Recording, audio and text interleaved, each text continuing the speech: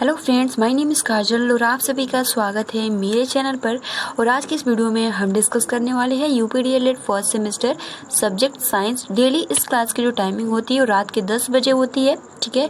और mock test होता है जिसका आंसर आप सभी को करना होता है। तो चलिए फ्रेंड्स शुरू करते हैं। वीडियो को लाइक कर दीजिए और अपने फ्रेंड्स मित्र को शेयर कर दीजिए। तो सबसे पहला आपका प्रश्न यही है कि शुद्ध पदार्थ वे पदार्थ हैं। ऑप्शन ए जो खाने में शुद्ध होते हैं। ऑप्शन बी जिसमें सभी अणु समान प्रकृति के हो। ऑप्शन सी जिन्हें छान कर और वाष्पित कर पृथक किया जा सके। ऑप्शन डी जो विभिन्न तत्वों के मिश्रण हो। तो शुद्ध पदार्थ वे पदार्थ होते हैं। 4 ऑप्शन है, बताइए फ्रेंड्स यहाँ पे करेक्ट आंसर कौन सा होगा।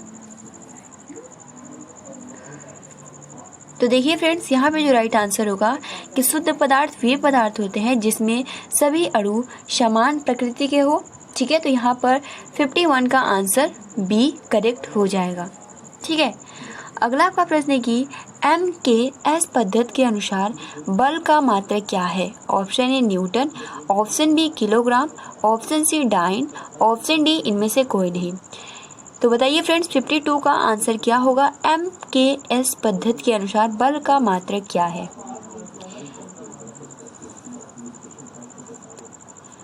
तो फ्रेंड्स यहाँ पर जो राइट आंसर होगा कि MKS पद्धति के अनुसार बल का मात्रक जो होता है वो होता है न्यूटन।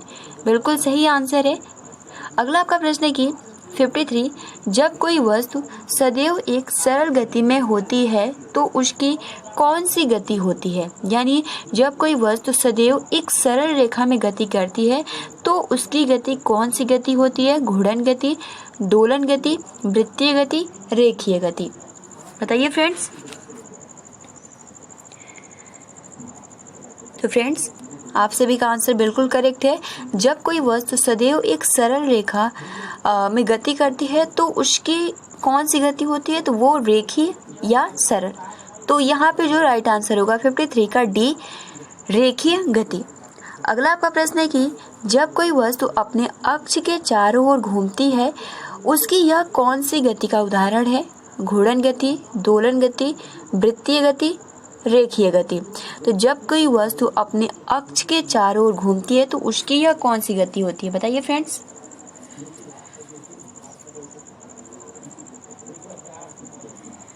तो फ्रेंड्स यहाँ पर जो राइट आंसर हो जाएगा बिल्कुल सही, आप सभी का आंसर बिल्कुल करेक्ट है। 54 का ऑप्शन ए करेक्ट आंसर है। यानी जब कोई वस्तु अपने अक्ष के चारों ओर घूमती है तो उसकी यह जो गति होती है वो घूर्णन गति होती है।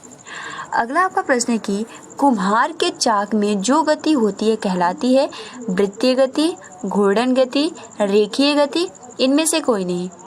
बताइए फ्रेंड्स यहाँ पर करेक्ट आंसर कौन सा होगा। कुम्हार के चाक में जो गति होती है वो मतलब कौन सी गति होती है, ये आप सभी को बताना है। बिल्कुल सही, यहाँ पे जो राइट आंसर होगा 55 का घूर्णन गति, ठीक है। अगला आपका प्रश्न है कि कोलू में जुड़े बैल गति करते हैं दोलन गति, रेखीय गति, घूर्णन गति और वृत्तीय गति। तो बताइए फ्रेंड्स कोलू में जुड़े बैल गति करते हैं, दोलन गति करते हैं, रेखीय गति करते हैं, घूर्णन गति करते हैं और वृत्तीय गति करते हैं। तो फ्रेंड्स जो यहाँ पे राइट आंसर हो जाएगा 56 का वो हो जाएगा डी। यानी जो कोलू में जुड़े बैल होते हैं वो जो गति करते हैं वो वृत्तीय गति करते हैं, ठीक है। अगला आपका प्रश्न है कि चलती ट्रेन में गति होती है रेखीय गति, दोलन गति, वृत्तीय गति, घूर्णन गति। तो चलती है ट्रेन में गति होती है वो कौन सी गति होती है, ये आप सभी को बताना है। तो फ्रेंड्स यहाँ पे जो राइट आंसर होगा कि चलती ट्रेन में गति होती है वो होती है रेखीय गति, ठीक है। अगला आपका प्रश्न है कि एक कार जब सड़क पर दौड़ती है किस प्रकार की गति करती है।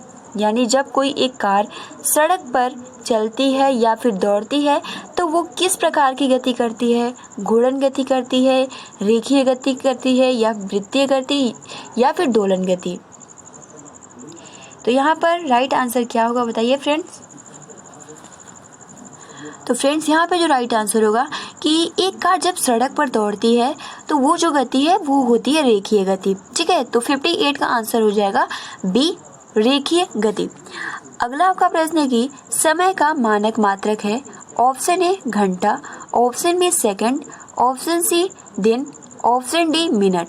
तो समय का मानक मात्रक क्या होता है, ये आप सभी को कमेंट्स बॉक्स में कमेंट्स करके बताना है। तो फ्रेंड्स यहाँ पे जो राइट आंसर हो जाएगा बिल्कुल सही, यहाँ पे जो राइट आंसर होगा वो हो जाएगा आपका ब, यानी समय का मानक मात्रक होता है सेकंड। अगला आपका प्रश्न है कि किसी वस्तु के तल का क्षेत्रफल का मात्रक होता है घन मीटर, मीटर, वर्ग मीटर, किलोमीटर। तो किसी वस्तु के तल का क्षेत्रफल का मात्रक क्या होता है, ये आप सभी को बताना है।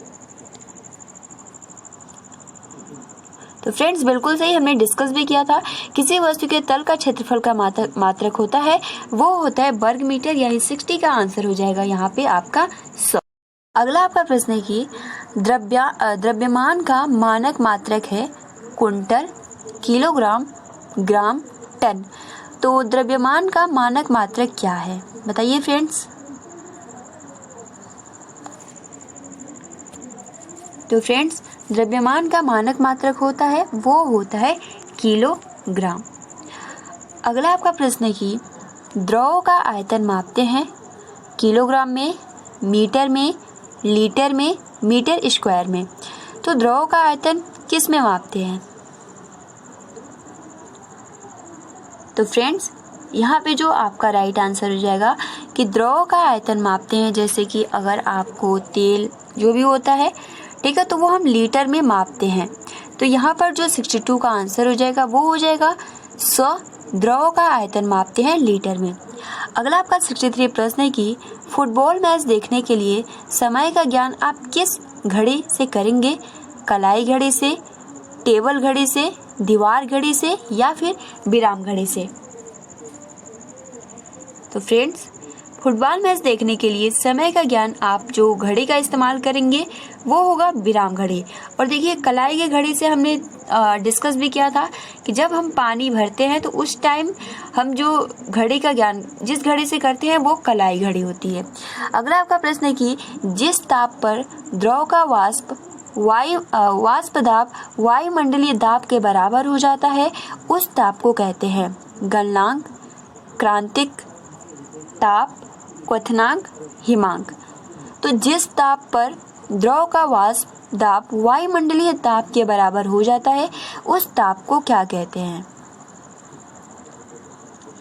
तो फ्रेंड्स यहाँ पे जो राइट आंसर होगा वो हो जाएगा कि जिस ताप पर द्रव का वाष्प दाब वायुमंडलीय दाब के बराबर हो जाता है उस ताप को कहते हैं क्वथनांक। बिल्कुल सही, आप सभी का आंसर बिल्कुल करेक्ट है। अगला आपका प्रश्न है कि किसी विलयन में संघनन तथा वाष्पन द्वारा शुद्ध द्वारा प्राप्त करने की विधि कहलाती है क्रिस्टलीकरण, ऊर्ध्वपातन, छानना, आशवन। तो आप सभी को बताना है कि किसी विलयन में संघनन तथा वाष्प द्वारा शुद्ध द्रव प्राप्त करने की विधि कहलाती है, क्या कहलाती है। तो फ्रेंड्स यहाँ पे जो ऑप्शन हो जाएगा वो हो जाएगा डी 65 का, ठीक है, आसवन विधि। अगला आपका प्रश्न है कि वाष्प के द्रव में बदलने की प्रक्रिया कहलाती है अपघटन, संघनन, वाष्पन। इनमें से कोई नहीं, यानी जब वाष्प द्रव में बदल जाता है उस टाइम हम उसको क्या कहते हैं।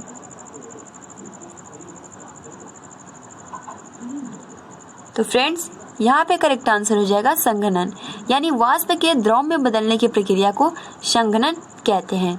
यहाँ पे 66 का आंसर हो जाएगा बी। अगला आपका प्रश्न है कि वायु है शुद्ध पदार्थ, समांगी मिश्रण, विषमांगी मिश्रण, ऑक्सीजन और नाइट्रोजन का यौगिक। तो वायु क्या है ये आप सभी बताइए।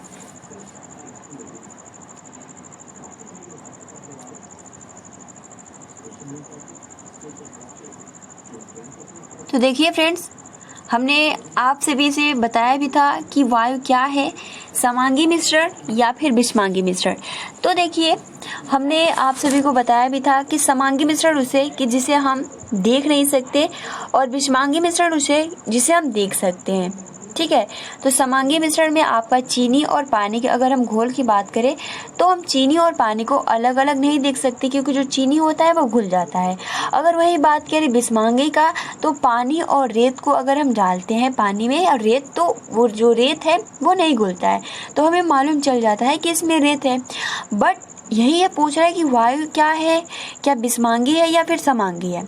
तो फ्रेंड्स यहाँ पे जो राइट आंसर हो जाएगा वो हो जाएगा समांगी मिश्रण। क्यों? क्योंकि हम हवा को देख नहीं सकते हैं, इसलिए यहाँ पे जो राइट आंसर होगा वो होगा समांगी मिश्रण। ठीक है।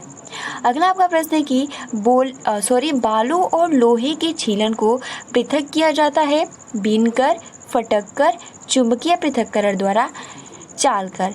तो बालू और लोहे के छीलन को पृथक किया जाता है किस तरीके से, बताइए फ्रेंड्स। बिल्कुल सही, बालू और लोहे के छीलन को पृथक किया जाता है यानी चुंबकीय पृथक्करण द्वारा। अगला आपका प्रश्न है कि समांगी मिश्रण है पानी और बालू, पानी और मिट्टी का तेल, पानी और चीनी, इनमें से कोई नहीं। तो बताइए फ्रेंड्स, समांगी मिश्रण है, यहाँ पे क्या होगा? जस्ट मैंने अभी इसके बारे में डिस्कस किया था। तो फ्रेंड्स आप सभी का आंसर बिल्कुल सही है, 69 का हो जाएगा ऑप्शन नंबर सी। समांगी मिश्रण है पानी और चीनी, पानी और बालू, वो हो जाता है बिस्मांगी मिश्रण। अगला आपका प्रश्न है कि बिस्मांगी मिश्रण है चीनी और बालू, चीनी और पानी, वायु एवं मिश्रित धातुएं, इनमें से कोई नहीं। तो बताइए यहाँ पे क्या लग रहा है आपको, कौन सा करेक्ट आंसर होगा, चीनी और बालू? तो फ्रेंड्स यहाँ पे बिल्कुल सही, 70 का आंसर बिस्मांगी मिश्रण है चीनी और बालू।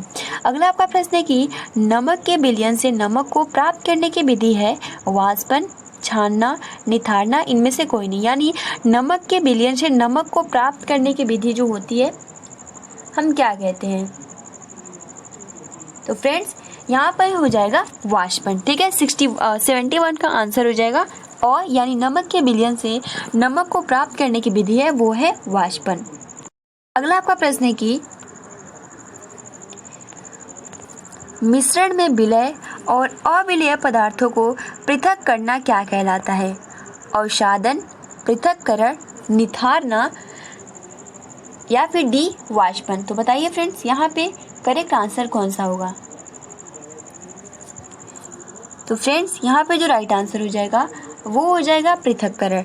मिश्रण में विलय और अविलय पदार्थों को पृथक करना कहलाता है वो होता है पृथक्करण, यानी ऑप्शन नंबर बी। अगला आपका प्रश्न है कि ऐसे पदार्थ जो जल में घुल जाते हैं क्या कहलाते हैं? विलायक, विलेय, अविलेय, इनमें से कोई नहीं। तो यहाँ पर बताइए फ्रेंड, यहाँ पे राइट आंसर क्या होगा? बताइए फ्रेंड्स। तो फ्रेंड्स यहाँ पे आंसर हो जाएगा कि ऐसे पदार्थ जो जल में घुल जाते हैं वो कहलाते हैं विलेय। अगला आपका प्रश्न है कि किसी द्रव पदार्थ में जब अशुद्धि मिल जाती है तो किस विधि द्वारा उसे पृथक किया जाता है? क्रिस्टलीकरण, छानकर, आसवन या फिर यहाँ पे होगा निथार कर। बताइए फ्रेंड्स यहाँ पे क्या होगा? तो फ्रेंड्स यहाँ पे जो राइट आंसर हो जाएगा कि किसी द्रव पदार्थ में जब अशुद्धि मिल जाती है तो जो वो विधि होती है वो होती है छान कर विधि द्वारा पृथक किया जाता है। तो यहाँ पे 74 का आंसर जो हो जाएगा वो हो जाएगा बी। अगला आपका प्रश्न है कि अघुलनशील पदार्थ को पृथक करने की विधि कहलाती है छानना, आसवन, निथारना, क्रिस्टलीकरण। तो बताइए फ्रेंड्स यहाँ पे 75 का आंसर क्या होगा? तो अघुलनशील पदार्थ को पृथक करने की विधि कहलाती है निथारना। ठीक है, 75 का आंसर जो हो जाएगा वो हो जाएगा सी यानी 100। अगला आपका प्रश्न है कि कोई पदार्थ गर्म करने पर जब वह सीधे गैस में परिवर्तित हो जाता है तो ऐसी प्रक्रिया क्या कहलाती है? वाष्पन, ऊर्ध्वपातन, संघनन, आसवन। बताइए फ्रेंड्स, कोई पदार्थ गर्म करने पर जब वह सीधे गैस में परिवर्तित हो जाता है तो ऐसी प्रक्रिया को हम क्या कहते हैं?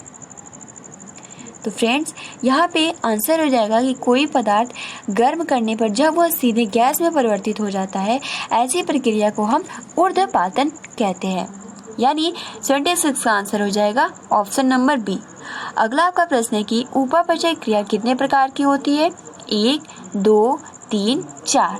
बताइए फ्रेंड्स, उपापचय क्रिया कितने प्रकार की होती है? तो फ्रेंड्स, यहाँ पर जो आपका करेक्ट आंसर होगा बिल्कुल सही, उपापचय क्रिया जो होती है वो 2 टाइप्स यानी आपका अपचयन और उपचयन हो जाता है। अगला आपका प्रश्न है कि पत्तियों द्वारा कायिक परिवर्धन होता है ब्रायोफिलम में, वेलिस्नेरिया में, अदरक में, सेजिटेरिया में। तो पत्तियों द्वारा कायिक परिवर्धन होता है, किसमें होता है ये आप सभी को बताना है। तो फ्रेंड्स, यहाँ पर 28 का आंसर हो जाएगा कि पत्तियों द्वारा कायिक परिवर्धन होता है। बिल्कुल सही, आप सभी का आंसर बिल्कुल सही है। 28 का ऑप्शन हो जाएगा ए, ब्रायोफिलम में। अगला आपका प्रश्न है कि 29 की भोजन संचयन के लिए अपस्थानिक जड़ का रूपांतरण है तर्क रूप, प्रणाब स्तंभ, कंदगुच्छ, कुंभी रूप। तो बताइए यहाँ पे राइट आंसर कौन सा होगा? भोजन संचयन के लिए अपस्थानिक जड़ का रूपांतरण है, क्या होगा यहाँ पे? बताइए फ्रेंड्स।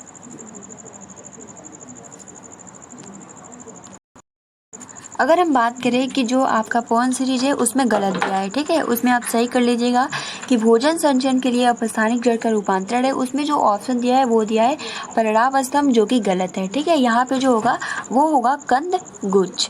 ठीक है, तो यहाँ पे आप सही कर लीजिएगा। अगला आपका प्रश्न है कि पौधों में उत्तेजनशीलता का प्रदर्शन स्पष्ट दिखाई देता है आम में, छुई मुई में, नीम में, अदरक में। तो पौधों में उत्तेजनशीलता का प्रदर्शन स्पष्ट दिखाई देता है किस में? बताइए फ्रेंड्स। तो फ्रेंड्स, यहाँ पे जो राइट आंसर हो जाएगा वो हो जाएगा, आप सभी का आंसर बिल्कुल सही है, छुई मुई में। अगला आपका प्रश्न है कि कोण का मात्रक है मोल, स्टेडियन, एम्पियर, रेडियन। तो बताइए कोण का मात्रक क्या है? तो फ्रेंड्स, यहाँ पर जो ऑप्शन हो जाएगा वो हो जाएगा डी, कोण का मात्रक होता है रेडियन। अब देखिए अगला प्रश्न है कि निम्नलिखित में से कौन सी घटना गुरुत्व बल का उदाहरण नहीं है? तो फ्रेंड्स, हम इसको रहने देते हैं। ठीक है, आज के लिए हम 81 प्रश्न डिस्कस किए जो कि एग्जाम के पॉइंट ऑफ व्यू से बहुत ही इंपॉर्टेंट थे। ठीक है, क्योंकि इसमें 2 ही ऑप्शन है तो फिर हम इसको छोड़ते हैं। तो फ्रेंड्स, ये जो क्वेश्चन थे बहुत ही महत्वपूर्ण है। ठीक है, आप अपना अच्छे से प्रिपरेशन करिए और वीडियो को लाइक करिए और अपने फ्रेंड्स मित्रों को शेयर कीजिए। तो आज के लिए इतना ही, मिलते हैं अगली वीडियो में। तब तक के लिए आप सभी को मेरी तरफ से शुभ रात्रि, गुड नाइट और हैव अ स्वीट ड्रीम्स।